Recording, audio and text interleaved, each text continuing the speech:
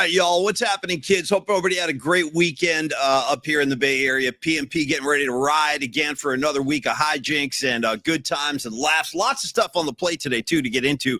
I think if you're a Giants fan, you're having, I don't know, I'll speak for myself at least, but I think I'm going to have some company here. I feel like, Tony, we're having some kind of existential crisis now, like an identity crisis. Is our yard even our own yard anymore? I don't know. I don't really know. We're going to have to address that today during the show. But what I saw at 3rd and King over the weekend was very, very distressing. I was not out there. I didn't go to the games this weekend, but I did watch the games, and I saw a lot of footage and a lot of stuff on social media just about the Dodger fan takeover. So that is very high on the list of topics we want to address today. T, how you doing today, man? How was your weekend? How's your head? You're all dressed up in white, Snow White Creative Tony today. What's happening, man? How are you? Dude, I'm okay, man. My voice is a little tough today. We had a big tournament, our local San Carlos tournament. We lost in the championship, but we did a great run by the kids. So we lost 10-8. Hat tip to the Peninsula Rays who beat us. But a lot of baseball, a lot of youth baseball over the weekend. So I didn't see much of live Giants Dodgers, but I watched highlights and. Dude, I'm very frustrated by the fan situation and also frustrated at the outcome of the baseball games too. But, all 3 games, great ball games, like we predicted, right? Like we talked about, like all 3 games were really good games. Loved that they got the win on Friday. Hate that they lost 2-1 and, that play by Adames ended up being one of the deciding factors. The little toss to second base and then freaking, come on, man. Well, I'm blanking on his name right now. Jeez, the guy who was with the jeez, that's horrible. He was with the Giants last year. Now he's with the Dodgers. Oh, Conforto. Yeah, thank you, Conforto. Jeez, dude, Conforto looks like he was born in a Dodger uniform too. Right. He looked like he already looks like a Dodger to me. You know what I mean? Right. And it's like, dude, really, Conforto, where was that last year? Where was that last year, dude? I know. He always had like that no expression on his face. Just, I could have used some of that pop last year. No question. Yeah, no question. And all of a sudden, and then he's hustling from second base to third base on a ball behind the pitcher. He's hustling. He's hitting. Yeah. He's hustling. Yeah, no, I feel the same way, bro. I had a lot of conflict about Conforto all weekend long. No question. Yeah, we did. And you know what's smart of Roberts to start him because knowing that Conforto probably wants to shove it to his former team. But, that just ticked me off. It rubbed me the wrong way. And then yesterday with the extra inning nonsense, dude, we'll talk about it in the show, but we just got to address the whole extra inning thing again. And Matos, dude, clutching up in the bottom of the ninth. That was sweet. I want more Matos, man. I want more Matos. I want him on the field more. I want him playing more. I'm officially a fan. You talk about clutching up, dude. I mean, all the games were tight. Like every game played over the weekend was a tight ball game. The Giants had opportunities to win all 3. Instead, they only take 1 of 3. Kind of a depressing thing, but compounded by the fact that it was nothing short of an invasion of Dodger blue. And I'm not exaggerating. If you guys haven't seen the footage, we'll try to share some with you today. That's not the only thing going on, though, Tony. We got disharmony in Ninerland again. Today I wake up, I got Juwan Jennings saying, give me a new deal or trade me. Brandon Ayuk's over here in the corner. God knows if he's happy. So I want to talk about Ayuk. I want to talk about Juwan Jennings today. What's so funny? Bro, I'm just telling you what's going on. What do you like? God knows if he's happy. God knows if anybody's happy down there. George Kittle seems to be the only one that's like truly happy. Maybe Brock Purdy, too. Like all the footage, if you saw the footage of Kittle up in Tahoe, at the American Century Golf Classic that you guys used to go to every year.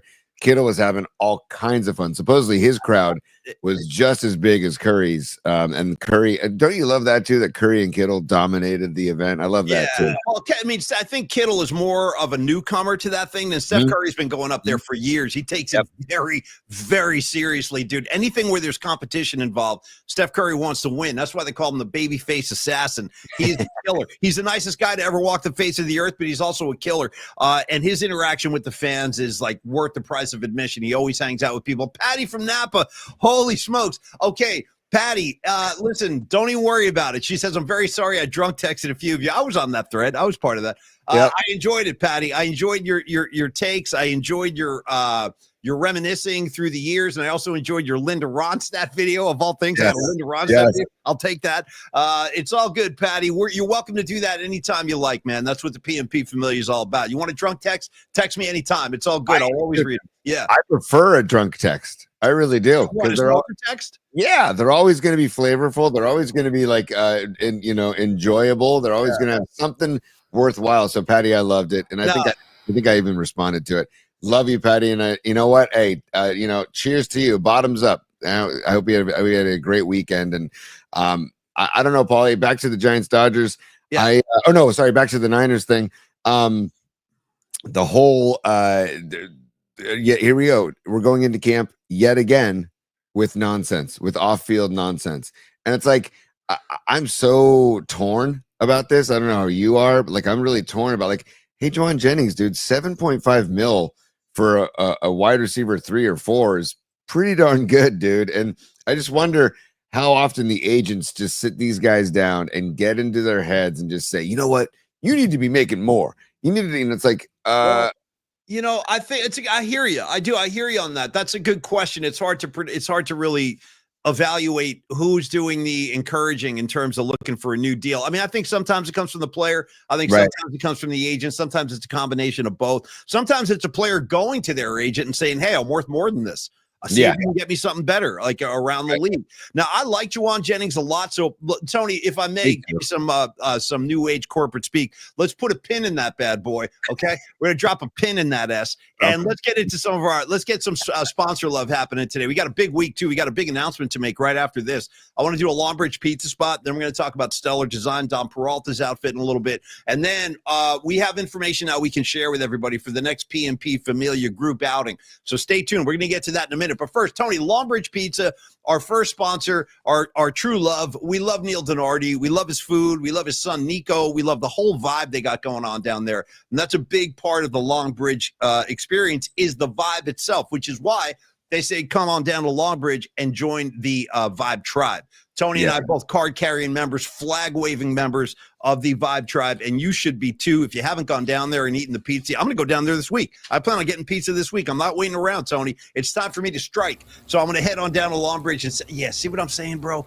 That was I believe that's the Polymac particle pie, right, Tony? It starts up in the square fashion. Yep, that's the Polymac particle pie, dude, and that's the square fashion. Look at the burnt edges of the cheese, dude. That's what, for me, that's what makes it, man, is those burnt edges. Oh, it's so freaking good, dude. I can't tell you. And there's another one I'll present while you keep going, Paulie. And there's no, it's all good. Yeah, a little food pouring, a little pizza pouring for you while we do the Longbridge spot. Why not? Let's enhance, let's fortify the message if you could. So again, Longbridge Pizza open 6 days a week. They are closed on Mondays. So again, put a pin, Tony. Put a pin in your pizza cravings until tomorrow, and then you head right on down to Longbridge. Try some of their specialty sandwiches too. The cheesesteaks are amazing. They're called the chopped cheese. That's the Longbridge version. Also, they have invented and offered up, serving up their brand new hamburger choice. It's called the Vibin' Out Burger. Kind of a Longbridge response to the In-N-Out burger. Easily just as good, probably surpasses it, actually. They stack a couple of burgers up. They throw all the special sauce on there. It's outrageous. It was so damn good that Creative Tony, a known vegetarian on the street, he took a run at one of those bad boys. That's a true story. I saw him do that. Very rare. Those Creative Tony say, hey, let me get a hit. Let me get a hit of that beef burger you're working on. And I was like, dude, you got it. Dive in. And I think he was glad he did. And then lastly, Tony, I would just say, for your next group outing, obviously, Tony talking about his Little League endeavors at the beginning of the show. He's a busy guy with the kids. And if you're one of those guys, you're out there running around with your team and you're like, damn, I wish I could just take these guys somewhere after the game. Take them down to Longbridge. They can accommodate groups and private parties in the back. They can seat 20 to 25 people, flat screen TVs, literally all over the place. Great place to watch the All-Star game this week if you want to get in there and do that. And by the way, Tony, a point in the middle of a Longbridge spot. I do want to talk about the All-Star game and the home run derby a little bit today too. But anyway, Longbridge Pizza, they're waiting for you. So head on down there, closed today, open every other day of the week. 2347 3rd Street, LBP, the place to be. Big T. Yeah, you know me. And lastly, Paulie, I just want to reemphasize that on Tuesdays is their Smash Stack Burger Day. Then Wednesdays is their Sandoz days where they make the gabagool and they make the chicken parm. I mean, those sandwiches are freaking great. And then Thursday is the Detroit style square pizzas. And then every day is the ice cold local beer on tap right behind the bar as you walk into the place. So, and then again, our merch is there available to purchase as well. Thank you, Neil, for letting us put the merch up there. And on Fridays, they broadcast our high noon show in the back room. If you care to swing by and have a pizza pie on a Friday, we'll be broadcasting live on the screen there in the back room. On the screen there. Thank you very much, Big T. Okay, so back to the matters at hand today. I told you we've been working on something. Dom Peralta, our art director, Creative Tony, myself, and of course one of our other beloved sponsors, Carlos De La Fuente from Flex Funding. Now, Los D is actually the brainchild, the brain trust behind this whole operation. He was like, you know what, you guys, I had such a good time at the opening day party. And I think Tony, you know how you were saying on the air like a month or so ago, you were like, I always have like serious, what you call FOMO. Yeah. You suffer from FOMO at times. Yeah. Go ahead and define FOMO for the masses. And then I'm going to explain. I want to go a little deeper into that. Well, Paulie, it's an acronym. I'm a big acronym guy. I see. And fear of missing out. Okay. Fear of missing out. And this FOMO. applies to Serious what? FOMO. This applies to games you miss, romantic endeavors, Yes. rock concerts. What are we talking about FOMO-wise? This time of year when Fish is out there touring and I can't attend because I'm doing whatever, I have major FOMO when I see the set lists and when I see videos and I hear about certain different jams and whatever. I'm like, oh, major. Or when I see Sons of Johnny LeMaster at any Pearl Jam show, I say that's major FOMO. I have major FOMO. So there you go, Paulie. Okay, FOMO. well, here's a case where I think some of y'all, if I may, some of you guys might have had a slight touch of FOMO when we had the Metallica get-together, the family get-together a couple of weeks ago down Levi Stadium. It was a great time. Once again, thanks to Vicky Strait for offering up all those tickets that we gave away on the show. We got everybody together. We had a great time, but it was a limited group. So Carlos is over here going, you know what, dude, let's open these damn doors and let's get a bigger crowd together where we can all hang out, kind of closer to what we had opening day, where we can just mingle and mix and have drinks and talk to Carlos about any kind of, this is a great opportunity to talk to Carlos if you have any questions about your finances and things like that. So what we're asking you to do today, we have selected the game. What we're going to do is get a group together. We're going to go catch a Giants-Cubs game. Get your pens ready right here, as Dom and David Lee Roth would say. And you want to circle August 26th, okay? That's going to be the game. August 26th, Cubs-Giants. We will have ticket information following up either later this week or early next week. Dom and I are working on that right now. But I think, Tony, we're going to be able to accommodate a group between 12 and 20. Mm-hmm. So this should be a little bit more of a reasonable hang for everybody. By the way, Christian, I haven't called you Christian Narrig in a long time, but a nice one-liner from Rags over there. Officially, Creative Tony on the streets. Creative Tony is a FOMO-sexual. A FOMO-sexual. I like that. It's a new term. Rags, I dig that. And by the way, what's up, Dom, Nutter, Scarlet Fire, Patty, Joe Schmo, Patcher Patton, Matty Balls, bro. Matty Balls. Welcome also, aboard. Yeah. Holy timeout. I want to say hello to Gildardo Jr. Berrigan. I want to say hello to Gildardo Jr. Berrigan. Never seen that name before. I got no problem with you going over to shine a light on Gildardo, bro, but don't let me sleep on Matty Balls. Okay, Matty Balls is on board today. Noemi Catalina, one of the queens. Also, Leah Phillips, Los D, John Joseph, Joe Schmo, Miguel. It just keeps coming. Escobar the third. Winks is in the house. What's up, Winks? Creative Tony, I think we got a super. Yeah. Noemi, let's get her up there. You talk. Give me two. Right. I got two things. First of all, I want to also remember your mom is cool. I saw in the chat he mentioned this, and I want to mention it also. We were talking about Longbridge Pizza. And by the way, Longbridge Pizza will be involved on August 26th as well. But I wanted to thank Neil Donardi and his son Nico for coming out to our game on Friday night. He and his son Nico came out to our game, our San Carlos Missions game on Friday night, supporting youth baseball, and it was against his South City team. So it was really cool. So I just wanted to thank Neil for coming out. Who's the tougher of the two, Tony? Let's have some real talk right now. In a street fight in an empty parking lot with nobody there to break it up. Who's winning that bloodbath? Is it the Neil Donardi South City kids or Creative Tony's well-heeled Peninsula boys? What are we talking? Well, as fine of a troop of young gentlemen that South City are and were, we beat them a couple times, Paulie. So. No, I'm not talking baseball. I'm talking street fight now. Yeah, probably South City, dude. Yeah, I would think so. Yeah, I would think so. We've Yeah. been joking around like maybe we should change our jerseys to say soft Carlos instead of San Carlos. Right. Sometimes the boys are just like, come on, toughen up, dudes. Toughen up, boys. Hey, And then you gotta go to somebody. Sorry, Tony. You gotta go to somebody like John Joseph, who knows the streets, who knows how this stuff unfolds. And he says, God, he already flew by. He goes, yeah, South City, you got to be ready. Those kids are bringing weapons. Okay, Tony, they're bringing weapons. I want to shout out this kid named Angel, their first baseman / pitcher. I love him already. I love him. Is he a big kid? I got you picture of big kid. Yeah. I should have taken a picture of him, man. Big kid, nice kid. Because I coach first base, and I always try to talk to the first baseman over there and just have fun with him. And he was a great kid, great ball player too. So shout out Angel of South City Youth Baseball, South City Little League. So, and then also, Paulie, I want to give Noemi is a super, and she flew by, and I apologize, Noemi, because I meant to get you on there, but let's get you up here. She's got a great point. She says, haven't these prima donnas seen pattern of behavior? Hold out, get paid, get injured, and get traded. I mean, it's a hell of a way to ask for a trade. And Noemi, I can't disagree with that. There has been disharmony in the 49er wide receiver core for years now, for several years. I mean, you look at Deebo Samuel and the tantrums he's been throwing, social media. Oh, I scrubbed the Niners from my social media. Ooh, he's disgruntled. He's unhappy. Meanwhile, he's had 2 shots at the big ring and he couldn't deliver. He was a non-factor, Deebo Samuel, the last time the Niners were in the Super Bowl. Non-effing factor. And of course, he's disgruntled. Now he's playing for Washington. Now Juwan Jennings is upset. Brandon Ayuk seems like he's in a constant state of unhappiness, and I'm not sure why. Escobar the third's a super. Let's get him up there. I want to make sure we take care of everybody. Escobar. Let's get him up there. Come on, dude. God, hey, Tony, I work in San Mateo, so I'll help whoop some South City coaches. Hey, that's exactly it. Hey, Escobar, man, you stay buffed out, man. You never know what we're going to call on you for those kind of services. That could be something we're going to need down the road. And thank you, brother Escobar. I'll tell you what, from me to you, I look forward to hanging with you on 826 if you can make it out to the game. I really do. I'm sorry I missed you at the Metallica show. Tony, as we talk about Juwan Jennings and don't forget Ricky Pearsall now, who's also changed his number to the cursed 1. I don't know why anybody would wear number 1 after what happened to Deebo Samuel, but he dropped this 14. He'll be wearing number 1 this year.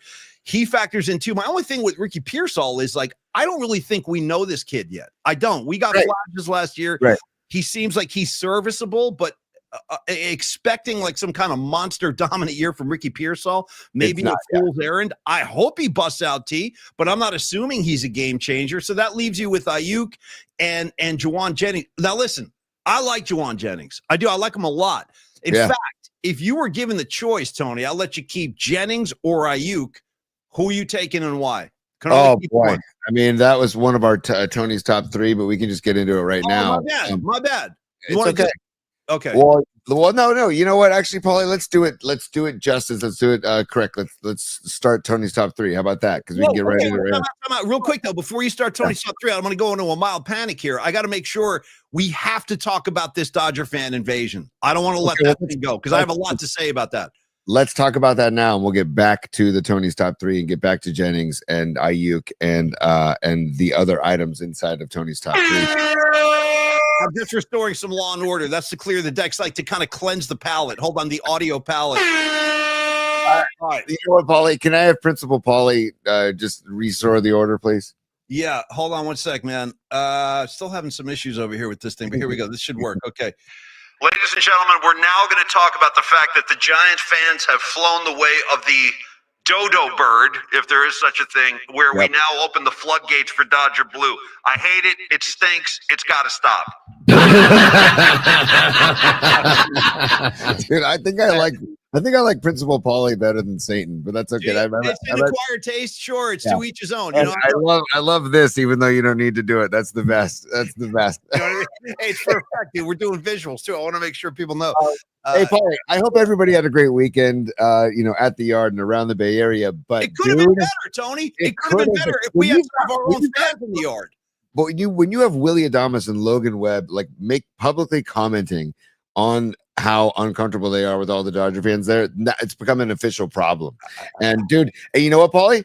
I point the finger right at Giant season ticket holders. I point it right in their freaking face because those are the people selling the tickets to these Dodger fans. I'm so sick of it, man. Or they're putting them up on these SeatGeek sites or these StubHub sites, and they just want to make dough. and they know, ooh, the Dodgers are coming to town. We're going to really clean up this weekend and make a ton of dough off these tickets and sell them. Guess who's buying those tickets? The Dodger fans in that Pantone 294, I think it's called, that group. What is it? Yeah. Pantone 294.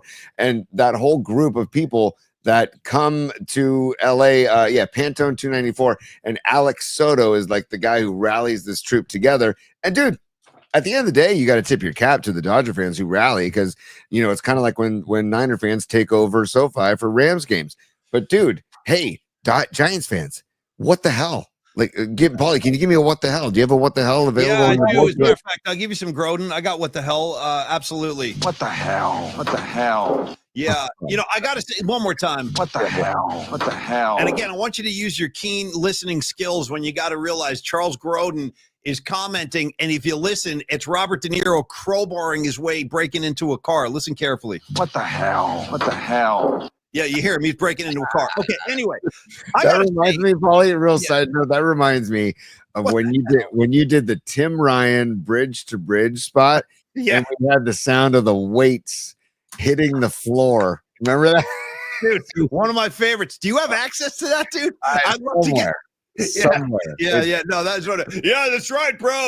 Just chucking 45-pound plates across the room. And it's probably what he's doing right now. I'm not even exaggerating. He's either on the practice field checking stuff out, or he's in the weight room right now. Tim Ryan, I love you, brother. Love you. Oh, dude, we love Tim Ryan, and we're gonna try and get Timmy on the show at some point during the season. But dude, I wonder this about Tim Ryan, because I know that right now, if we were to call him and ask him publicly, he would say, "Well, Juwan Jennings, deserves the consideration, and you can't lose Juwan Jennings." But I wonder privately. Oh. Is he saying what in the hell is going on with these players nowadays, where one good year and you signed a contract, dude, honor the contract. And then if you have another great year, you have one more year in this contract, Jennings, for $7.5 million. If another good year, then then you have every right to bark for a new contract and get paid. Okay. But, what? A couple things going on here. We're losing control. Okay, first of all, Leah Phillips, I'm glad you enjoyed the bridge to bridge spots. We had a great time at those too. Number two, Creative Tony, I just set up the Dodger fan invasion, and we're right back to Jennings and Ayuk. So we're ebbing and flowing here, and it's getting to like a critical mass point. Tony, go ahead. I apologize. Tim Ryan joined the show. I am absolutely jacked out of my mind, bro. Oh, just firing out some snatches right now. You know what I mean? Just plates flying across the room. Bang! I love that one so much. All right, and by the way, didn't we do another one where he was like mountain climbing with eagles flying by and stuff? Yes. I'll try to find those. Those are on that hard drive that I think I have at your house right now. I got it. It's right over here. Yeah. So we'll have to dive into that and get those bridge to bridge spots back. But Paulie, back to the fans thing. That's what I want to get into. Yeah. I have, if I'm a player, I'm really bummed out because you're leaning on that home field advantage, especially in a rivalry game like this or rivalry series. And you're telling me that when they walk off the field, all they see is blue. But listen, there's so much to say here. No, I feel you, Tony, and I'm glad Adamas and Webb actually said something about this, because I'm kind of embarrassed. Honestly, I'm like embarrassed as a Giant fan that this is what it's come to. Now, you remember last week when I was showing you some of the ticket stubs I had from Giant games in the 70s? Yes. I want to go that far back, because that's as far back as my whole kind of involvement with the Giant-Dodger rivalry goes. So when I was a little kid, you can go out to Candlestick, and even in the years when the Giants weren't drawing big crowds, which was pretty frequently back then, they weren't getting big crowds, but you could always count on Giant fans really muscling up and turning out in big numbers when the Dodgers would come to town. That was just something you could assume. It was as reliable as clockwork. And as the years have gone on, and the same goes for, during the World Series years, 10, 12, 14, all Giant fans with a smidge of blue in the crowd. And it started to change. I want to say, like, I saw Robot Centaur posted a message a few minutes ago, and he said it all started to shift about 8 years ago when the Dodger fan invasion started. I've also seen our good friend, our colleague, Bonte Hill. He posted last night. He's disgusted too. And he said a lot of people feel it is a result of the Farhan years with the Giants, and kind of losing a lot of fans, just getting so turned off by that mechanical, analytical robot ball they were playing out there, that he claims they lost a lot of fans and that they just simply haven't come back. So in those vacancies and in those empty seats, the Dodger fans, but you see the picture. Listen, I think it was Los D last night sent me a video that was taken at the corner of 2nd and King over by Momo's. Tony, I almost threw up when I saw this thing. It was the streets were packed. It was like Mardi Gras for Dodger fans in San Francisco. And it's a horrible look. And where's this all leading? Like, how's this? If it's not going to change in a year like this, when the Giants are really competing and they're in a position to become a playoff team, if they can hold pace, I mean, this is the biggest series of the year, and our own fans didn't turn up. Like, I really am disgusted. I mean, I don't know how else to say it. It's disgusting. It's disappointing. And I guess you guys can comment on the line. Do you guys view this as a result of the Farhan Zaidi years? I don't know. It's a theory that's out there. Dude, go ahead. But that's the thing. That's the thing of the past, man. Now we got Buster Ball, dude. People need to get on board with Buster Ball, man. I'm tired of, like, sure, the Farhan era was frustrating, dude. Like that, no doubt, the Farhan era was frustrating.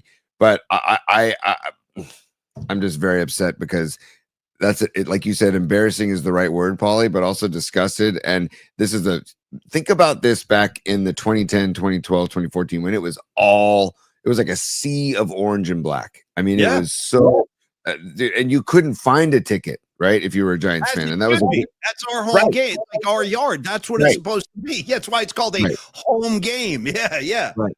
And dude, I mean, talk to any professional athlete. Having a raucous home crowd makes a difference. It makes a difference in the entire vibe of the game. I mean, so when you are not there and it's taken over by Dodger fans, and again, I hate to do this, but you do have to tip your cap to them because they're just saying, hey, we're going to keep doing it. We're just going to keep showing up. And if these Giants fans are going to continue to sell their tickets, we're going to keep showing up. It starts and has to end with these Giants season ticket holders selling their tickets. Don't get season tickets if you're going to sell them and use them as like a I don't know, way to supplement your income. That's what I'm tired of, dude. Is that people are starting to do that more and more nowadays, where they buy season tickets with no intention of going. Right. With zero intention of going, and only to make money off of them. And it's like, what is the point, man? I can tell you, I don't know, Tony, have you ever been a season ticket holder for any team, any sport, like in any capacity? Not me directly, just family. Like we've had Niners season tickets, and we had Giant season tickets for a long time too. So yes, but not directly. Only reason I bring that up is because I was a season ticket holder one time in my life, and it was for 49er games, and there was still a candlestick. And I can tell you this, not one time did I consider or actually sell my tickets for any game under any circumstance. It was like, that was a thought that never even crossed my mind. I would never do that. Like, I would just never do that. Here's an idea. Here's a freaking great idea. If you're a season ticket holder, you're a Giants season ticket holder, you can't go to the game, call somebody who's a freaking Giants fan and sell them to him. Right. You don't got to sell them to Dot. You don't got to put them on StubHub to the highest bidder. Sell them to a Giants fan that who will pay you for the tickets. But like you said, the problem is it's not about that. It's about people looking to make a profit that just don't give a shit. They don't really care about the rivalry. And by the way, we're getting a lot of supers pouring in, so we should probably address it. I think I saw Peter Hoffman go flying by. Stevie B's in the mix now. So T, you want to sort through those and throw them up at your leisure? The super. I'm gonna ignore Peter Hoffman's. Fair enough. Okay, no, I'm kidding. I'll tell you what I'm gonna do. I'm gonna ignore Peter Hoffman's super until he delivers another one of those pastrami sandwiches. And at that point, what was the name of the joint we went to, Tony? That was Refuge with Pete. Dude, Refuge. You don't have to live like a refugee. You don't have to eat one of those pastrami sandwiches either, but they're money. I'll tell you that. Pete is just for everybody. Pete's a local dude who were good buddies, and we put a bet on the Giants Dodgers series, and I owe him lunch. So here's Pete. He goes, he's a super. Boys, the more you acknowledge the Dodger fan invasion, the more we will want to take over the park. Dude, I don't disagree with you, Pete, but we have to acknowledge it at some point. There's no way around it anymore. Like, what are we going to do? Pretend like it didn't happen? It was so I remember T again. I'm just referencing stuff that I have familiarity with. So for me, it's my season ticket years as a Niner fan. And I can tell you, when the Dallas Cowboys would come in, there was a lot of Cowboys fans in the stick. When the Green Bay Packers would come in with the Brett Favre years, those teams, there would be a lot of Packer fans, and it used to drive me effing crazy. I used to get so pissed off. Similar kind of thing, but not to this level. Not to this level. Like at a Niner game, they'd be sprinkled in. I mean, the Cowboys or whatever, they're America's team. They got fans all over the place, so they're going to show up. But you made a great point, Tony, earlier in the show today when you said, hey, we know what it's like to have the shoe on the other foot as 49er fans now. Mhm. I think the Niners, I mean, I'm going to say this objectively. I think the 49er fan base travels as well as any in the NFL at this point. Yeah. And I've been a part of it. Mhm. I've gone to a couple of road games. It's unbelievable. Like the takeover that happened in New Orleans in 2020 or 2019, the Kittle game, that I couldn't freaking believe. The 49er fans were so on top of it, dude. They rented out like an empty parking lot, and it became a block party, a sea of red with grills and music and bands. It was incredible. So yeah, we do know what it's like to actually execute that move, but I feel like it's different in baseball when there's 162 games. Right. Like football, every game is a massive event. This was just a mid-season series, but again, with our biggest rival, and to see that, and Tony, I felt like Friday, Saturday, and Sunday, it escalated. I felt like it was getting worse. Thank you. Air traffic control. What do we got? What do we got, T? I want to get to a couple supers just to honor them, but yes, Paulie, I agree with everything you said. And Steve Bisecchio says Devers 0 for 5, Adamas 0 for 5, Flores 0 for 4, Ramos 0 for 4. Here, I'll put it up on the screen. Actually, I should do that. Chapman 1 for 5, Lee 1 for 3. 10th inning was exactly why we got Devers and Adamas, and they both blew it. And I don't disagree with you. Yeah. The Devers thing is getting old. It's getting very old. I know it's only been a month, but like it's getting super old. And now I'm getting pissed. Now I'm starting to get pissed. And I'm looking at him. I'm like, dude, lose a couple of pounds. You know what I mean? Like I'm throwing insults at him when I really am. Because I saw him running the bags the other day. I'm like, dude, you're slow as he heck, doesn't bro. run. He doesn't run, Paulie. He jogs. He can't run for S. No, he can't run for S. I'm pissed at his physique. I am like, my patience is wearing out. It's not just you, Stevie B. More so on Devers. At least Adamas is sort of coming to life lately. He's been playing better baseball, hitting a little bit better.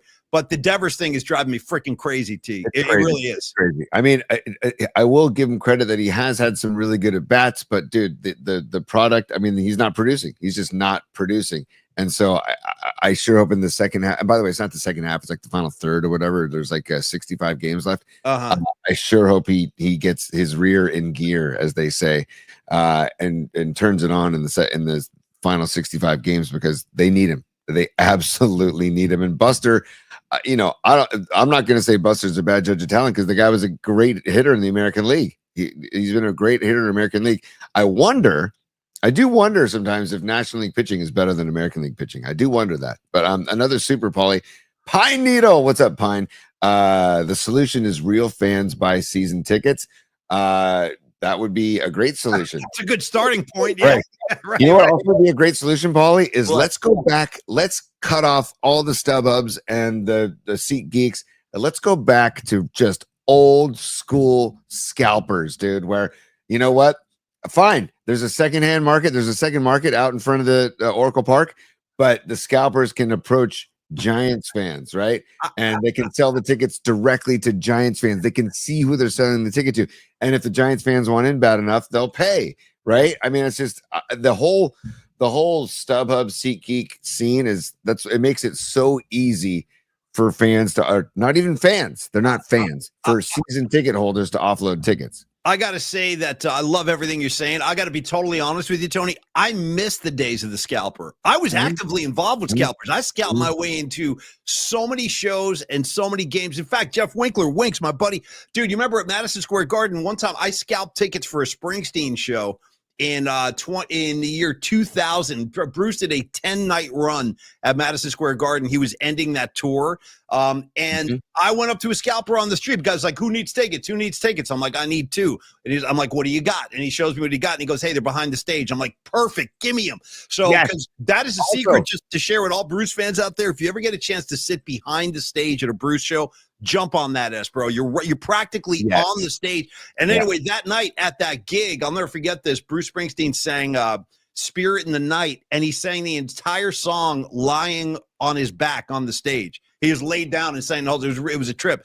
Yeah, Winks, you know what I'm talking about. That was a great show, and that was a result of scalpers on the street. You just don't see that anymore, Tony. I miss scalping. I was a scalper, you know. I miss it. There's a couple things. And Beat LA says, how do you get old school scalping back when there's no paper tickets? Great freaking point. So we need to bring back the paper tickets, number one. And number two, what about a good haggle between the scalper and the buyer? You gotta be all business. If he goes, I get $50 each. I'm like, I got 40 each. See, you just turn around and start walking. Boom! Watch how fast he puts those tickets in your hand. Totally, as soon as he thinks he's gonna lose the sale, he'll come to grips. Yeah. Dude, the SeatGeek StubHubs. There's no haggling. There's none of that. There's no person to person in each other's face haggling, which is just a lost art form, I think, dude. Because like you said, you know, and it's like Mike Damone in front of the movie theater selling the Van Halen tickets. Like, I don't have any Blue Oyster Cult. Yeah, exactly. Yeah. It's like, but because these people buy season tickets and they with zero intention of going to the games, pisses me off to no end. Because what are we doing? Like, they are the problem. They are the problem. That's where it starts and ends. You got to, and I don't even know how you would monitor whether or not they're a quote unquote fan by when they purchase season tickets. There's no way to monitor. There's no way to know. Listen, I got to do a quick song parody courtesy of my buddy Winks, and we're going to do Bruce Springsteen style. When I scalp on the street, I scalp the way I want to scalp. Dude, I got you, Winks. Very good, brother. Very good. Hey, let's do a quick pause in the action for Stellar Design. Our newest sponsor, our beloved friend Don Peralta. This kid is almost like he's an art director. He's a supremely talented artist, but he's also kind of like a guardian angel of the show. This guy does freaking everything and then some on behalf of the PMP show and the entire community. He's constantly coming up with new ideas, new visuals, he's heavily involved in this get-together we're working on with Los D. In fact, Dom is helping, just to give you an example of like how much Dom does for the show. Not only does he create all the imagery and the artwork and all that stuff, and he crushes it, but he also is somehow organizing the tickets for the PMP get together on August 26th. And if you're late, you're just joining us, please circle that date, August 26th. Circle it in a red pen on your calendar, y'all. That'll be the next PMP get together. I think we can accommodate a group of 12 to 20. We'll have more ticket information soon, but at least for now, that's the game we're going to go to. And the idea, pardon me, it's a night game. So Los D was like, dude, let's get all the sponsors to come. Let's get Matt Young. Let's get them all to come on down. And then we can go to Longbridge before the game. Then we'll go to the Giant. We're going to have a great time. It's going to be freaking awesome. Kind of our end of the summer blowout. But in the meantime, let's talk about Dom's real business and his real passion in life. And that is Tony's Stellar Design. That is San Francisco Bay Area based industrial design studio shaping the future of product innovation. Now, industrial design, Tony, is the professional practice of developing products and systems that optimize function, value, and appearances for users while weaving in engineering for manufacturers. Now, one of the new products they're really excited about over at Stellar Design, Tony, is Baller T. Holly, if you're going to do this announcement, can I do a... There you go. That's for the new announcement. Go, buddy. New product lines. Go. Well, now you got me. Hold on now. Now I got questions. Is that a new explosion? Yes, it's a new one. It's a new one, dude. Yes. Let me hear the old one. I think I'm partial to the old one. I don't have the old one. Oh, it sounds like there's like a DJ record scratch and then an explosion. By the way, speaking of DJ record scratches, shout out Terminator X. Anybody out here follow Chuck D on social media like I do? Okay. Chuck D, dude, is a great follow. If anybody was looking at him over the week, he's on tour right now with Guns N' Roses. Public Enemy is opening shows for GNR over in Europe. I guess they're touring right now somewhere on the other side of the world.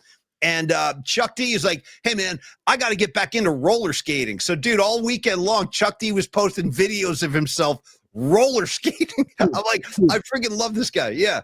You know, our main man, Los D, Carlos de la Fuente of Flex Funding, he posted a picture of himself, I think with his nephew, getting his roller skate on. Yes, if you can send me that photo, Carlos, that would be great. I could share it on the show.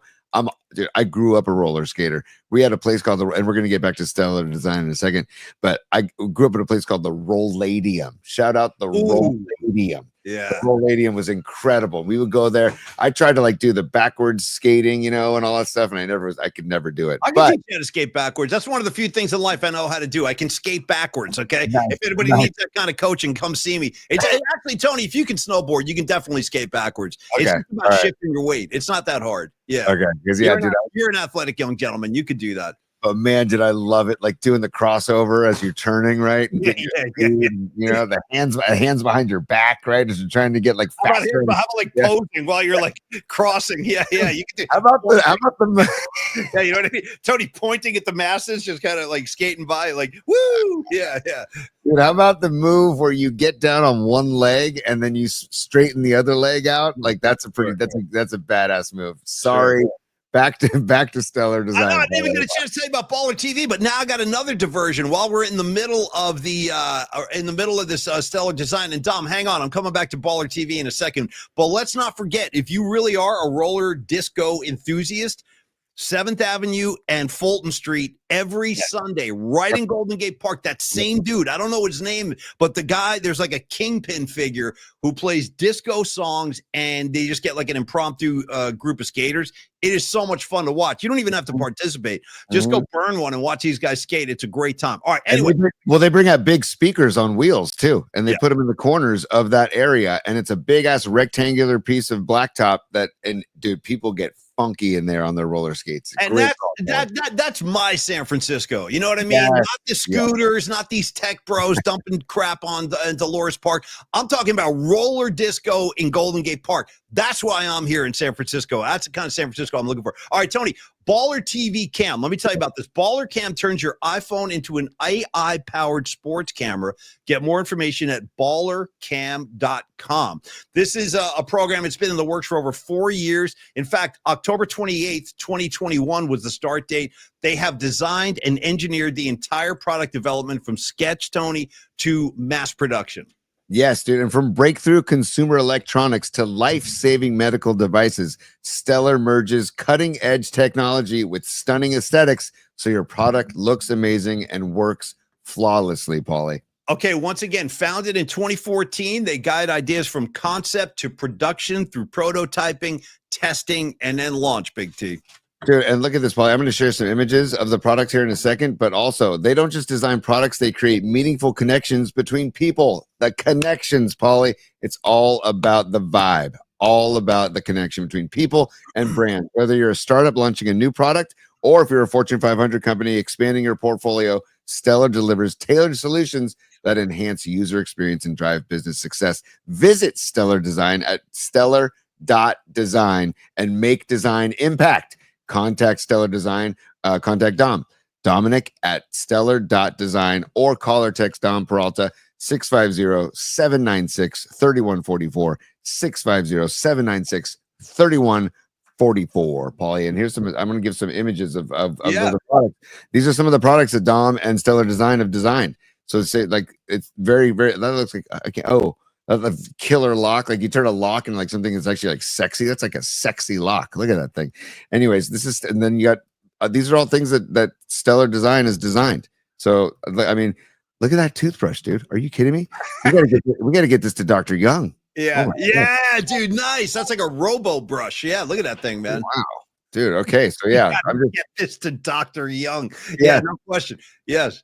These are all just cool products. See, man, because it's Dom just being Dom and Stellar Design, man, and just being a badass. So I just wanted to share some of those things of what Stellar Design does. And we love having Dom involved and Stellar Design involved in the show. Dom, I freaking love you, man. Thanks for everything, Dom. You're crushing it, brother. Stellar Design. Reach out to him today and let them help you out with your next endeavor. 650-796-3144. Or once again, Dominic at stellar.design. Thank you, Stellar Design. All right, Tony, anyway, back to the, do you buy the theory that I was trying to sell you earlier that Bonte Hill was throwing out there? Because I think there's something to this, that the Giant fan base was so turned off by the Farhan Zaidi era that some of it's kind of like what happened in the strike in 94. When the strike hit, like a lot of baseball fans, and it took me a while to warm back up to the game too. You don't buy that. Why not?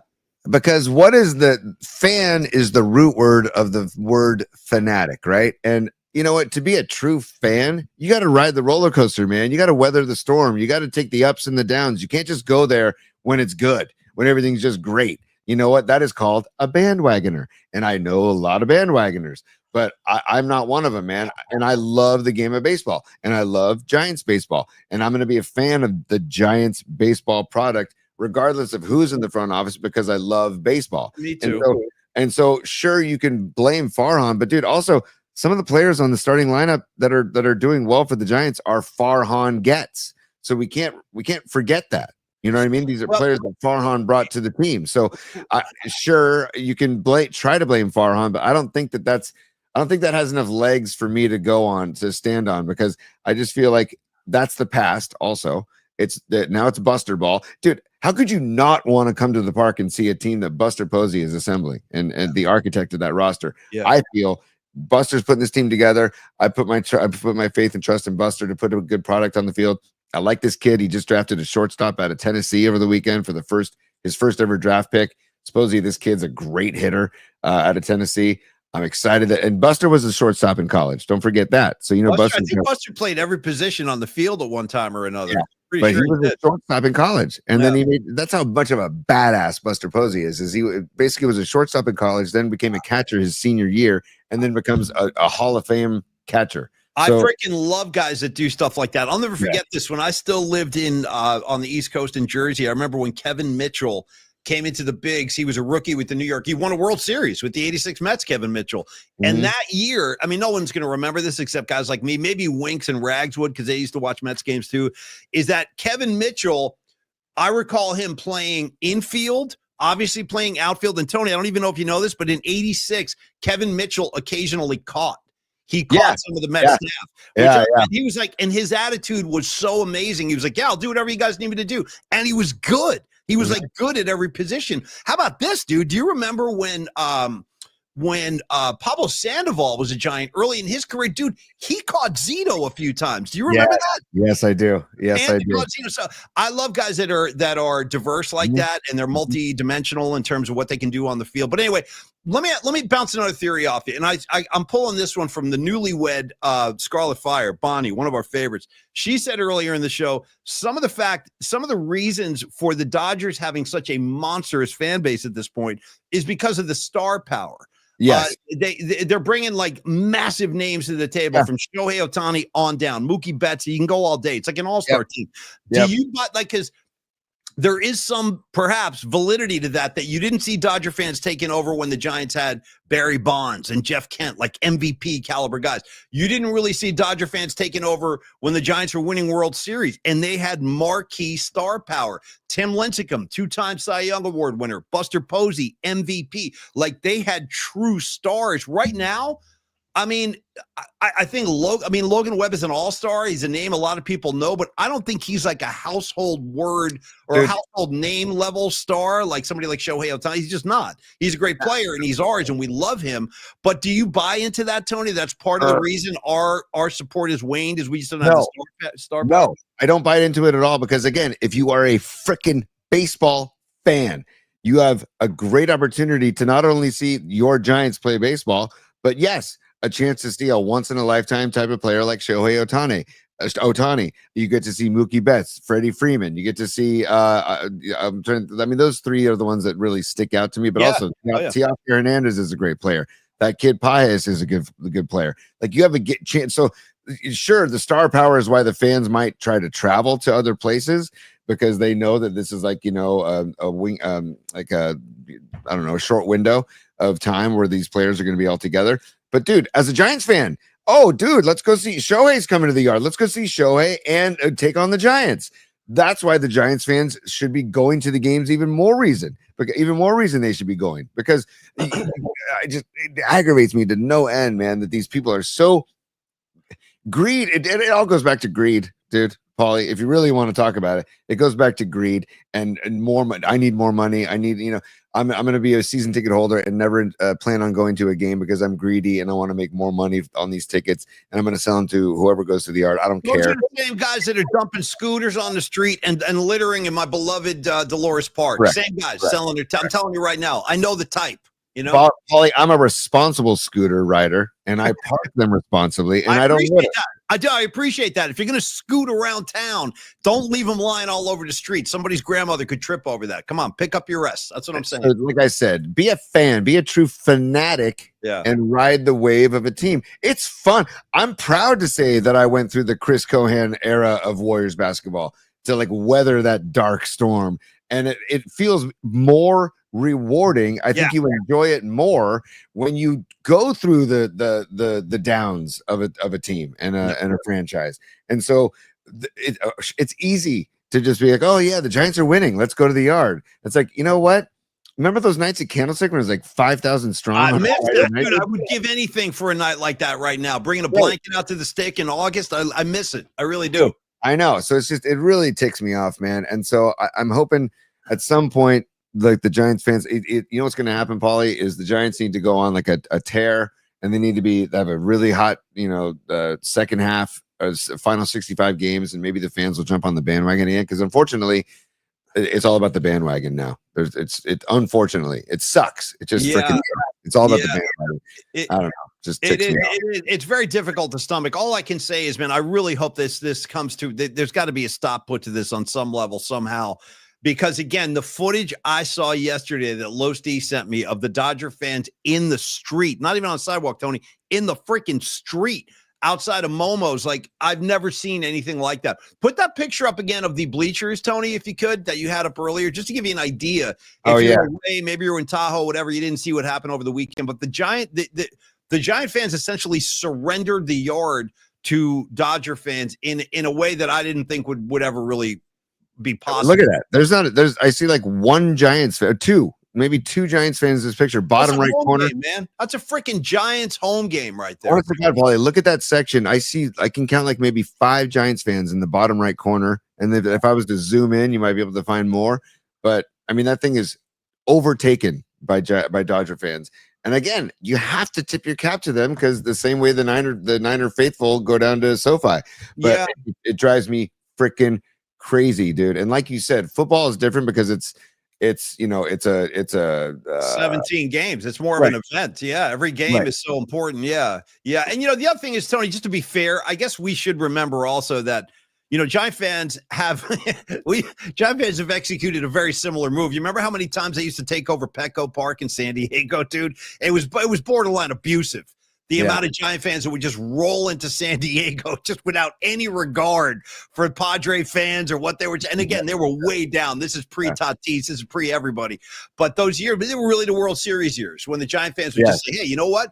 We can get a great weekend in San Diego. The hotel's right across the street from the yard. But dude, there would be series back then where there would be like, I don't know, 60% Giant fans to their 40%. I mean, it was insane. So, the shoe has been on the other foot too, just to be fair with Giant fans. Yes, true. And I love Scarlet Fire. She says, I don't have to tip anything to those Dodger fans. And I'm like, okay, fair enough. I'm just saying. She's a Jersey girl, man. She's flashing some of that Jersey spice right there. She really is. All right, Tony, you mentioned earlier today, because the clock's ticking, we're getting late here, and I know you have a top 3. Do you want to get into that? Yeah, let's go, Paulie. I'll do it right now, buddy. Tony's top 3. Yeah.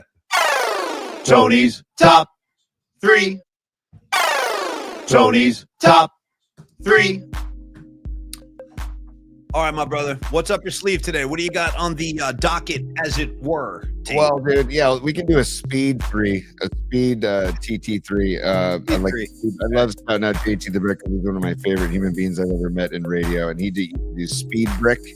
Give love to JT the Brick and Speed Brick. We'll do Speed 3. JT the Brick is actually a really nice guy. Remember?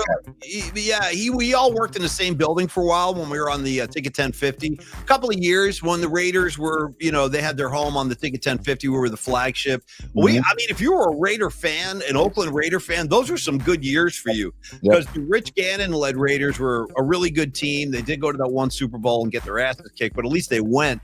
And we were serving up the Tim Brown show, the John Gruden show. Like Lee Hammer made sure that the Raider fans were definitely surprised. Tony, dude, how about me and you and Brooksy?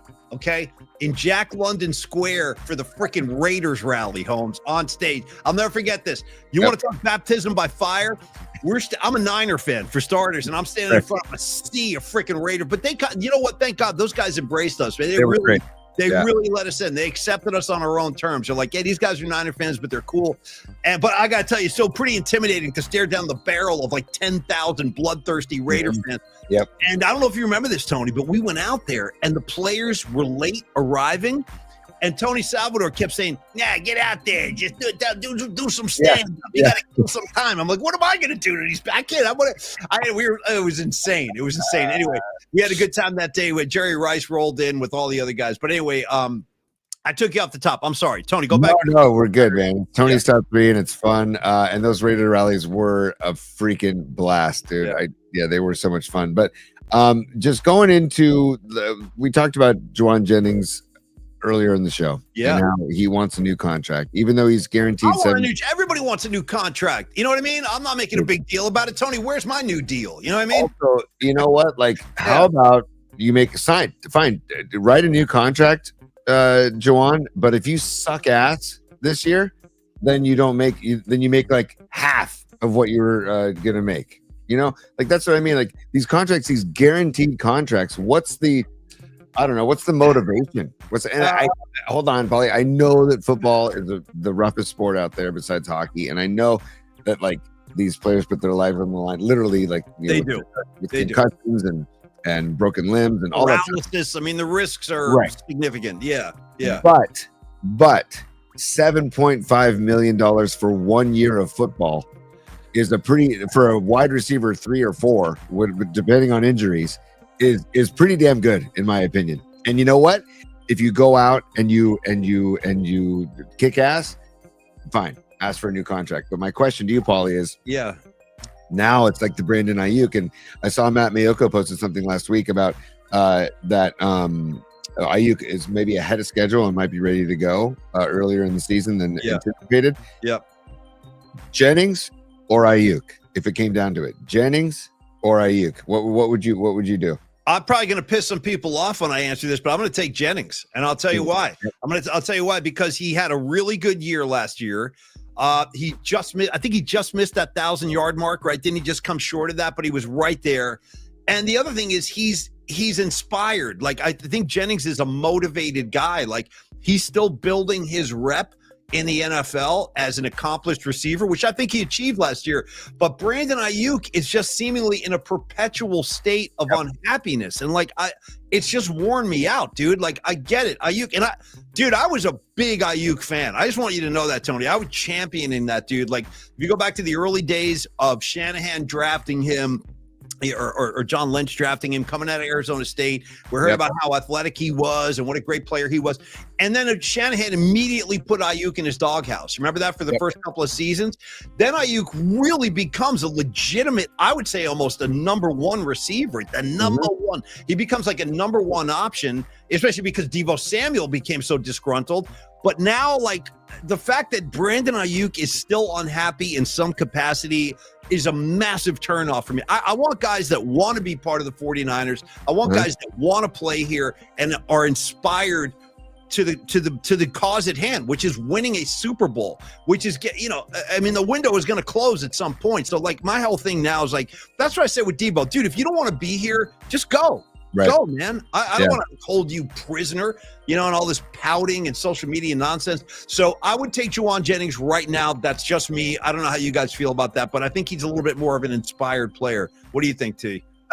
Inspired is a great way to put it. I think he plays with more just hunger and fire than Ayuk does. And especially in his yak, Paulie. I like saying his yak, his yards after catch, because I feel like Jennings is, and remember the 3rd and Juwan, it became like a phenomenon. And totally.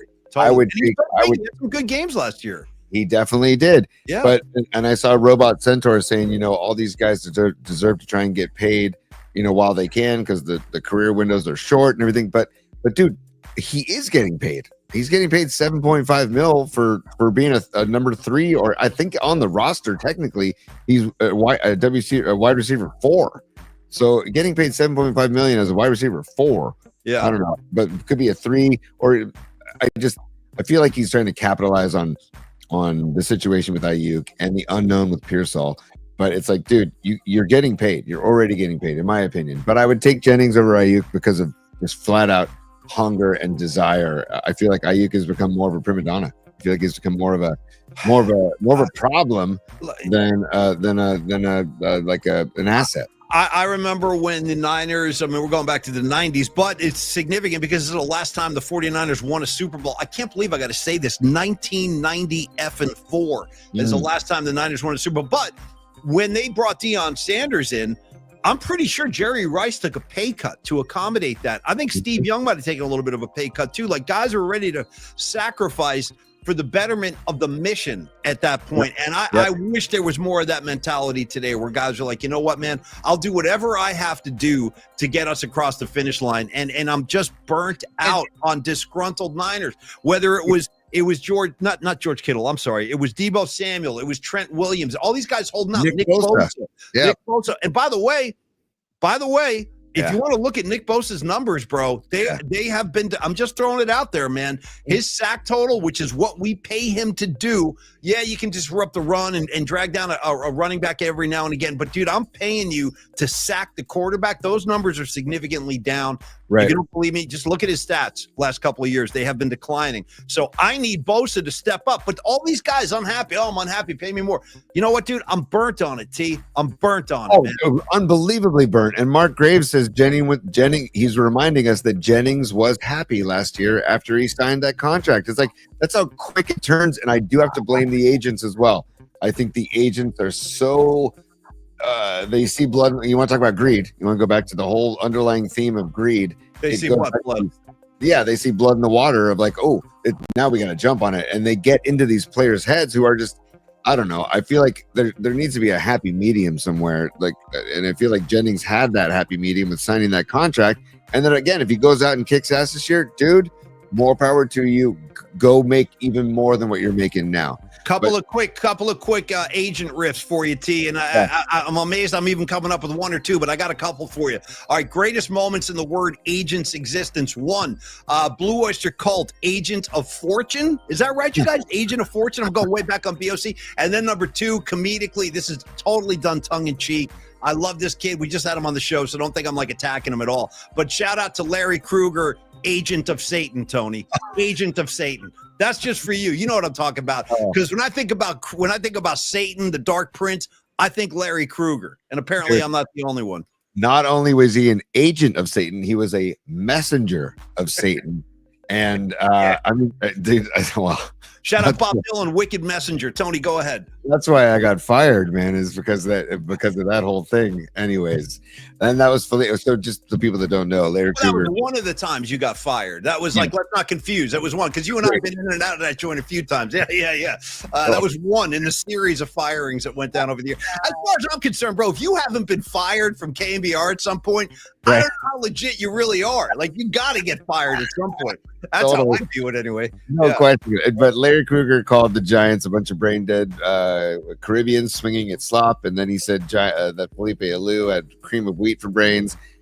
Felipe Alou said Larry Krueger was racist because the gentleman on the cream of wheat box is African American. And then Felipe Alou called Larry Krueger on ESPN, by the way, ESPN. I'll never forget the text scrolling across the bottom of the screen. Larry Krueger, Agent of Satan. I'm like, what are you doing here? What's going on? Krueger? But that's what Felipe Alou called him, an agent of Satan, a messenger of Satan. It's like, well, my thing was I called Bob Agnew, our boss, and I said, Bob, we got to play this down on the air. We have Felipe Alou calling our night host a messenger of Satan. Like, that's funny. Like, we need to say that. And Bob Agnew said, yes, our listeners deserve to hear that. And by the way, as a result of all that, Bob Agnew, he also got blown out. You know what I mean? It was like a clean sweep across the board. You're all out of here. All right, this is the darkest day. Yeah. Tony, keep this top three going, man. Number two. This is just kind of looking forward to tomorrow in the All-Star game. Okay, but we have the home run derby before that. So I just want to know quickly, do you think what has become more popular? And we're going to talk more All-Star game tomorrow, or maybe we won't, because it depends on how much we care about it. Okay. But do you think what do you think become the bigger event? Do you think that still the All-Star game, or has the Home Run Derby overtaken the All-Star game in modern day? This is probably going to upset a lot of people, but I think that the last time I felt passionate about an actual All-Star game, I might go as far back as 2014. I remember when it was in Kansas City and Pablo went off. I don't know if you remember that game. Pablo was just roping balls all over the field, and Giants had a lot of players on that team, a lot of All-Star caliber guys on that team. Boy, I don't know, man. My interest and passion for the All-Star game itself has kind of declined over the years. Like, I want to be into it. I really do. I still think it is the most legit All-Star game across the board. And like, there is no more Pro Bowl. They're playing effing volleyball, and I don't know what they're doing. Tug of war. Bro, feats of strength. I got Nick Bosa throwing tires. Like, what? Okay. Remember that? I had use check kicking field goals. I'm like, this is the Pro Bowl. And hockey too. Hockey's a joke, dude. They don't really play anymore. It's a skills competition. They're skating through cones, doing horse tests like that. But at least in baseball, they still play legit. And the NBA, don't even. You know what? They shouldn't even do it anymore in the NBA. Right. When the score is like 170 to 160, it's a freaking joke.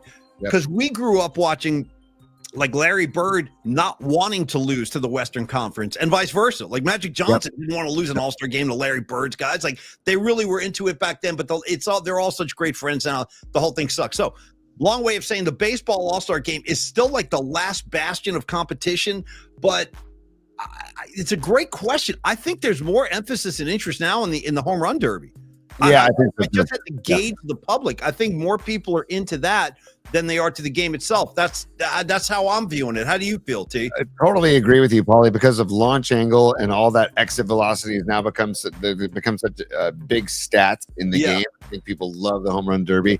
And then tomorrow, I want to do bookmarks tomorrow because we don't have time today. But I want to take the All-Star game back to like 1970 when Pete Rose is barreling over Ray Fosse. I mean, like, I don't want that to happen in the game. But what I'm saying is when players actually really cared about winning the ball game, so much so that Pete Rose is barreling over a catcher to try and win the ball game. So I would love it to make it matter more. And then, but the home run derby, I'll be honest, I watch it. It's a spectacle to see how many. And you know why I watch? You know what I love more than the home runs? I am fascinated by the accuracy of the coaches that throw the bullpen, the BP pitches, because those guys can throw it through a freaking keyhole if they could, because their accuracy is so amazing. Watching the home run derby. It's all about the pitchers and BP, man.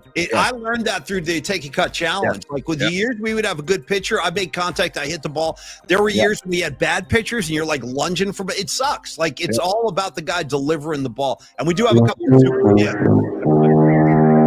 Supers time, Paulie. Los D, our boy Los D. He says, let's be real. 85 to 90% of pro contracts involving guaranteed money after they're maxed end up disappointing production.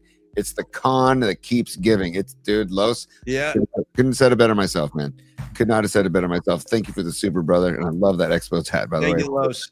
And then we've got we got the guns of Escobar. Yeah. Come on. Yes, we do have the Guns of Escobar. You've heard of the Guns of Navarone. This is the Guns of Escobar III. Remember, NHL changed to the new tourney that gave us fights between countries. That's true. That was pretty cool, man. Like opening face-off, guys were dropping the gloves. Thank you, Escobar III. Hey, at least those guys really give a damn. They do care. The hockey players are extremely passionate about their sport. They will defend their sport's integrity. Thank you, Escobar. You know what, Paulie? I want to pull up a video. Thank you, Escobar, and thank you, Los D, and everybody who's been a super today. Thank you. But tomorrow I want to pull up video for maybe last year's home run derby of some of these bullpen batting practice pitchers that are just incredible. Well, sometimes some players use like their dad or their brother. Like it doesn't have to be a coach. It can just be, Totally. Yeah. And it's all about keeping the pitch elevated so that they can elevate the ball over the home run pitch. Hey, by the way, let me brag on Tony's behalf real quick. Tony can actually ball. I've seen him put balls on the warning track at Oracle Park. Here's my question to you. If you were going to take a BP session where you were going to be like judged or graded like you were competing, who would you want pitching? Who would you want serving them up? Who's your guy? I would probably go to my buddy from way back when. He was my catcher in college. Is shout out Ted Turkington. Remember Turk through BP for a couple That's of probably the year that I did well. I think that was the guy because he was your buddy. Yeah, he was a great. He knew where to put the ball. Mm-hmm. He was like a machine, but with the natural motion and natural release and release point that you could focus on. I hate pitching machines, by the way, but I know they're a necessary evil, but I'm not a fan. Yeah. And so he was money, still is money. And now shout out Turk. Both of his boys are great baseball players. One of them's at Cal. He's a pitcher for Cal, and his other one's a pitcher for Bellarmine, I think, Bellarmine High School down in San Jose. But he was a great batting practice pitcher, and I would probably pick him. Or I might go to my man who's on the chat here often, Steve Groschel, who was one of my buddies in high school. That was again, he was on the field when I got taken out of an alumni baseball game for giving up a grand slam. So I would probably do either Steve Groschel or my buddy Turk. But those guys knew where to put the baseball. They knew where to put it a little bit higher in the zone, and then you got a chance to launch it, right? But why I'm locked into the home run derby tomorrow is not necessarily where the balls go, but where the pitches go.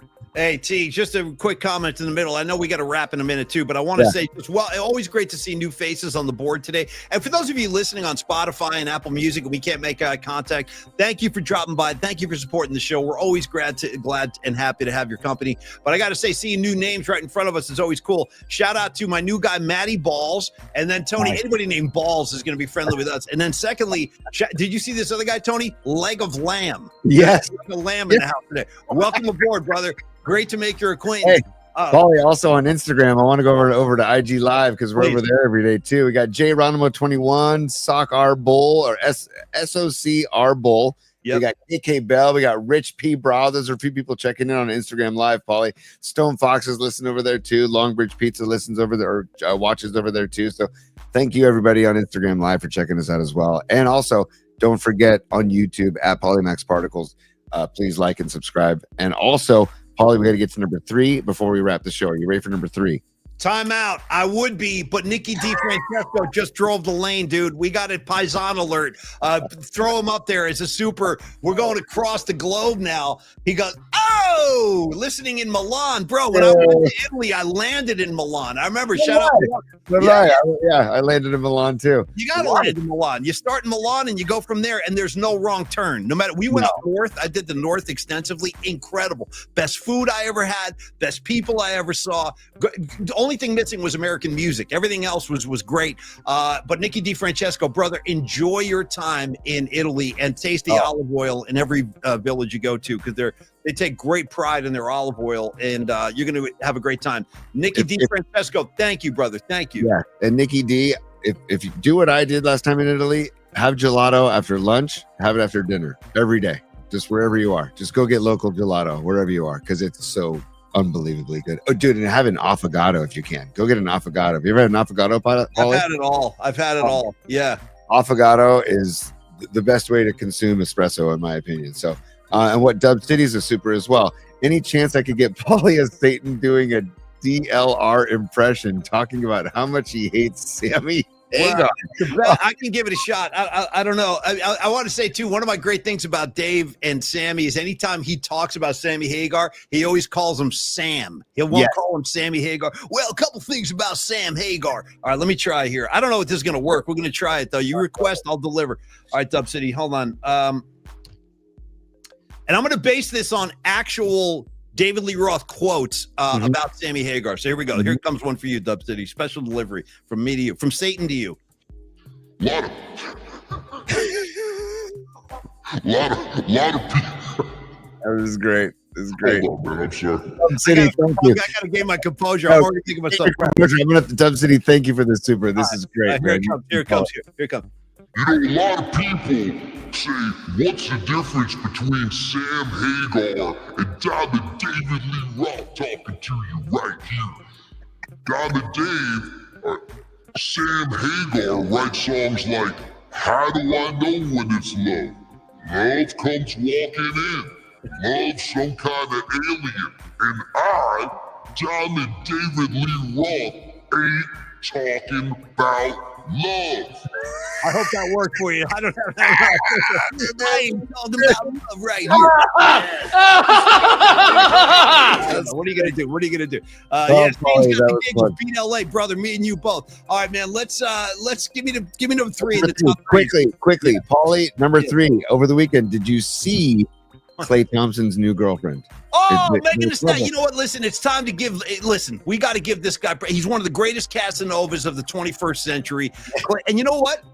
Because people used to say this about Derek Jeter being like the greatest ladies' man or the greatest. Like, in every generation has some of these dudes. Like Joe Namath back in the day was dating Raquel Welch and Anne Margaret and all that stuff. And then he was kind of the first. Broadway Joe, dude, like doing his thing in New York City back in the swinging 60s. And then there have always been dudes like this. Like I mentioned, Derek Jeter. He was a notorious ladies' man, dating these high profile. But you know the great thing about these guys is they handle their business, and you never have like drama. You never have like public fights or, oh my God, he did this. They just handle their business. Klay Thompson's like the new king of the scene, dude. And I say, you know what I say? Hey, Klay, more power to you, man. More power to you. I think a lot of guys are probably looking at that saying, hey, hell, I wish it was me. But it was interesting that the picture they showed pictured her elegant posterior instead of her face. But that's a trademark. When you're talking Megan Thee Stallion, it's almost, you can't not acknowledge the glutes. I'm just throwing it out there. That's real talk. She flaunts her glutes the same way Prince used to flaunt his glutes. And, and when you got it, you flaunt it. And she's flaunting glutes too. Don't forget the US Festival, chapless, assless pants, dude. Cheeks flying. Yeah. It's the same way Robbie Ray wears the tight pants because of his glutes, right? And by the way, shout out Robbie Ray's another amazing performance yesterday. Did you see him dressed up like the Marlboro Man last night, getting on the plane to go to the All-Star game? Denim on denim. Did you see that? I did not. Oh, dude, he was bespectacled. He was bedazzled in denim shirt, denim pants, like cowboy belt buckle, the boots. He looked like a male model for Marlboro cigarettes. By the way, he really did. That's incredible. I did, and he's just having a sensational year. And shout out the Giants pitching all weekend long, except for in the 12th inning, but we don't even get into it because it's not. I mean, it's just we didn't even get into the extra inning fiasco. We can get into it tomorrow. So, what was your question, Tony? Was your question how long? Sorry, I didn't get to the question. That's okay. I'm happy for Klay. Rocco had to put. Rocco passed, so now in comes the new love with Megan Thee Stallion, and they went public about it. So I'm very happy for Klay. But do you think that this is a lasting courtship, or do you think this is a kind of maybe courtship? Short-lived. Yeah, that's a great question. I mean, generally speaking, these high visibility, high level, like entertainment industry relationship, they generally don't work, but or don't last that long, rather. But I got to say, who cares? Let Klay Thompson have a good time. If she's having a good time, and how couldn't she? Klay is such a chill guy. They're probably rolling him up right now, watching comedies on the big screen in his Dallas mansion or whatever. Actually, no, I take that back. I think the photos were taken in the Bahamas. I think they were down in the Bahamas when we posted those photos. So that sounds right. I'd give it a year tops. I give it a year. You know what I mean? Let them have a good time. Let them enjoy each other for a while. That's all. No question. I hope if Klay's happy, I'm happy. It just Mavericks second fiddle to the Dubs, and I don't like rooting for any Dallas team anyway, so I'm not going to root. Klay Thompson goes into the Hall of Fame someday, Tony, he's going to be wearing a Warrior jersey. He ain't wearing a Mavericks jersey when he goes into the Hall of Fame. He will always. You sure he's not going to wear a Mavericks gear? You sure he's not going to wear a cowboy hat, the Klay statue, and a cowboy hat and a Mavericks jersey? He's going to come. He's going to have a rope on his belt. I'm here to do some rustling, y'all. No, he's going in as a Dub City Golden State Warrior, brother. He better, dude. So that's top 3, and then Paulie, I just want to offer a compromise in the extra inning thing on the way out before we say goodbye to everybody, and tell everybody that we'll be back tomorrow at 11 a.m. How do you feel? This is the Tony's top 3B. How do you feel about if they were to go the 10th inning?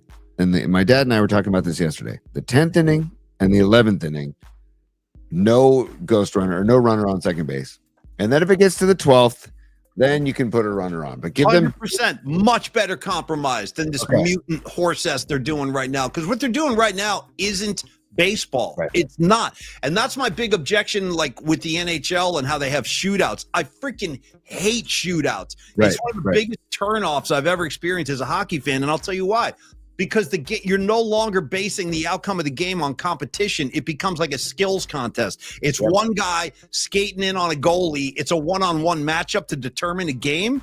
Bull ass, dude. Hockey is a game where you got 5 on each side. Let's play this thing out. And I feel the same way about baseball. Just automatically dropping a runner on second base is one of the most diabolical turnoffs I have ever experienced as a baseball fan. And I love what you're saying. I mean, that's a legitimate compromise. Hey, you want your ghost runner? Fine. We'll give it to you in the 12th. Let's at least play 2 more clean innings of the actual game. And the Robbie Ray pitched a hell of a game, and then Matos clutches up and ties the game in the bottom of the 9th, and all of a sudden you're going to just put a runner on second base for the Dodgers in the top of the 10th, and for the Giants as well in the top of the 10th. And I love how MLB decided if it was a runner on first, I might feel a little differently because that's more common. A single is more common in baseball. But a runner on second, they're acting as if it's like it's easy to get to second base in Major League Baseball. And it's not. It's freaking weird. So, I mean, anyways, my idea that my dad and I were talking about yesterday is 10th inning, 11th inning, no runner, and then the 12th. So I'm glad you agree. So, Ollie, next time you talk to Rob Manfred, please tell him that PMP has plans for kind of a change in baseball for next year. I'll give him a call after the show. I got him on speed dial. We usually talk at least once a day. Yeah, at least me and Manfred. We're like this, brother. All right, listen. He's Robbie to you, right? Robbie Manfred? Totally. It's calling him Robbie for years. Yo, Robbie! Tony, couple of quick thank yous on the way out. I want to thank our good friends at Longbridge Pizza. We love you guys on 3rd Street. That is the Dog Patch neighborhood, the up and coming. If you haven't hung in Dog Patch, get on down there, man. So you'll see what we're talking about. It's quickly becoming like the cool place in town. And it's right down the street from Chase Center, right down the street from Oracle Park, 2347 3rd Street. If you like the looks of this, go in there and dive in head first. I plan on going in this week. I've been jonesing. I need some Longbridge, so I'm going to go in. Also, join the Vibe Tribe. Enjoy the sourdough crust on their pizza. It's kind of their signature and staple flavor. It's something very unique and specific to Longbridge pizza. Sourdough, Paulie. It sounds like pizza with angel dust. I don't recommend that for anybody, actually. Again, we got a South City kid running the joint, Neil Denardi. He knows his food. He knows his customers. He knows his vibe. Join the Vibe Tribe. Thank you, Longbridge Pizza. We freaking love you guys. We'll see you soon. I'll see you this week. Also, Stellar Design, Dami Peralta. Why you do this to me, Dami? Why you do this? I always think about the name Dom in The Exorcist when the priest is like, the little girl is possessed by Satan, and then the priest is named Dominic. And at one point, the devil assumes the identity and voice of this guy's mother. And he goes, why you do this to me, Dami? Why you do this to me? Anyway, why you do this to me, Dami? Dami Peralta doing Stellar Design for your next, whatever it might be, your next project, your next endeavor, special events, a longer campaign. Visit stellar.design and make design impact with our very own Dom Peralta. Dominic at stellar.design. You're seeing some of his work right here. Dude, Paulie, those are ski poles. Those are designer ski poles. Look at those. Those are badass. Well done, Dom. Well done, Stellar. Yeah. And phone number for Stellar Design, 650-796-3144. Call him and say 2 things. Say 1, Dom, I have a project I want you to work on. Follow-up question, Dom, why you do this to me, Dami? Why you do this? Anyway, a little exercise moment for you on a Monday. Tony, thank you so much. Had a great time today hanging out with all of y'all. Christian Narek, The Nutter, John Joseph, Robot Centaur, Naomi. There's Ray Goodman. What's happening? Winks, be good, brother. Great to see you. Robot Centaur, Lego Lamb, Matty Balls. All these new guys coming in today. John Joseph, JJ, my man. 49er Red Zone, Candlestick Kid, all y'all. We appreciate it. NorCal, how you doing, brother? How's NorCal? Stevie B, Mickey DiFrancesco in Italy, in Milan, no less. Freaking love you guys. Thanks for supporting the show so much. Hey, Corinne, how you doing today? You must have hated that Dodger fan invasion as much as I did. Matty Balls, there he is, man. All right, you guys be good. Thanks for supporting the show. Tony, final words. I'll let you shut it down today, brother. I'm going to let Scarface start my final words, please. So say good night to the bad guy. And then, Paulie, I just, again, thank you, everybody, for joining us today. We'll be here tomorrow, 11 a.m., getting you ready for that big old all-star game. And then also, just want to say, at Polymax Particles on YouTube, if you please spread the word and like and subscribe. Also, we are on Twitter, as you can see, all the stuff at Polymax Particles where we are, and at Polly's Pod on Twitter Instagram, and Blue Sky. And then email us anytime. And if you want to send pictures, Leah Phillips, just send us some cool pictures we're going to share on the show, probably on tonight's Wednesday's night flight. pollyspod@gmail.com. Also, quick reminder, Polly, we're going to have Shannon Kaler of the Stone Foxes join us Wednesday night, giving away tickets to their show this coming Saturday, the 19th, at the Cornerstone in Berkeley. And if you want the audio versions, go to Apple Podcasts, Spotify, or TuneIn, and it's listed under Polymax Particles. All right. Bring in Diamond Dave to dismiss the class if you could, Tony. Yeah. Hell yeah. Thank you, Big T. Great job today, my brother. And thank you, all of you guys, for dropping by and supporting the show. We freaking love you guys. We'll be back. We'll see you tomorrow at 11 a.m. Hey, enjoy the home run derby, man. Have a good time with that. We'll recap it tomorrow on the show. Cheers, y'all. Peace, everybody.